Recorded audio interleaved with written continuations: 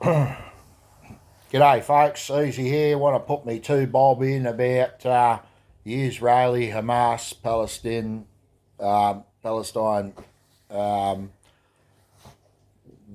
sort of battle going on over there, saga, whatever, it's a war, I suppose, if you want to call it that.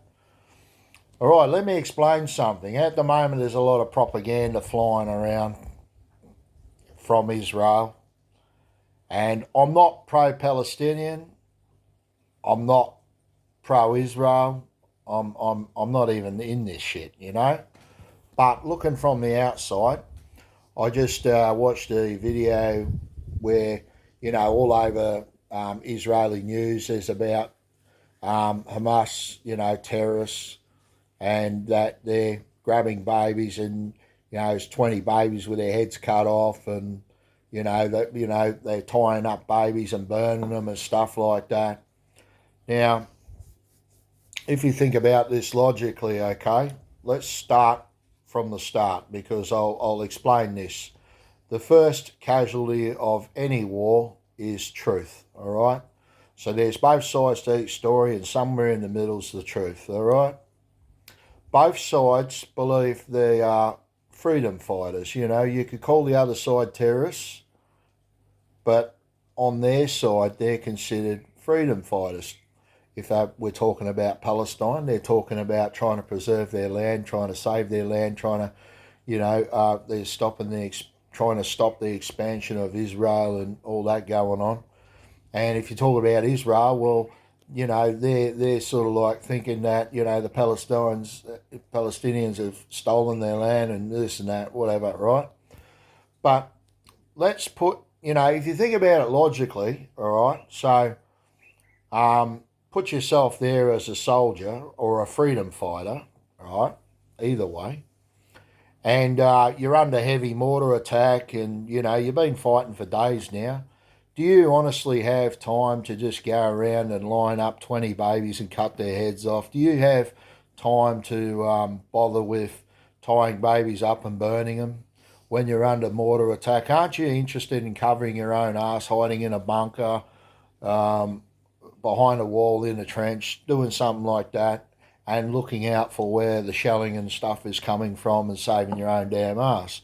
If you do happen to have a bit of time from heavy mortar attack and all that sort of shit, aren't you most interested in going and getting yourself refilling up your water bottle and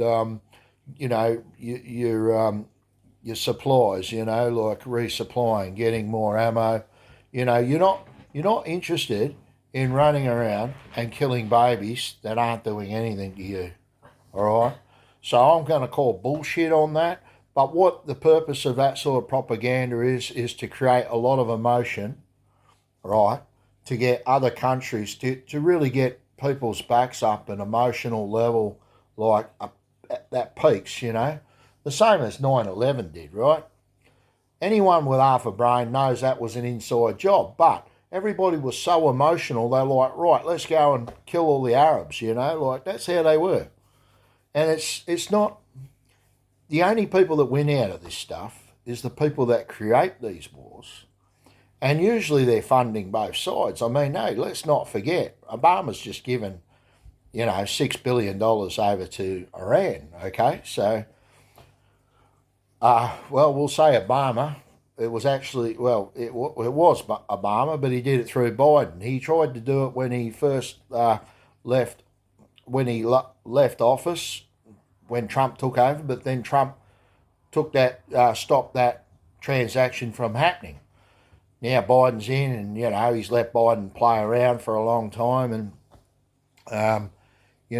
he's hoping that everyone's forgotten about this after so long. But how could you forget that, So he's got Biden to flick him the $6 billion that they needed. And what do they need that for? Well, so they can fund a war, because when a war's going on, that's when these pricks make a lot of money. I've explained all that in other videos, how that happens.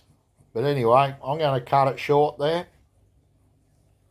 Just remember, folks, all right, Truth is the first casualty of war, any war.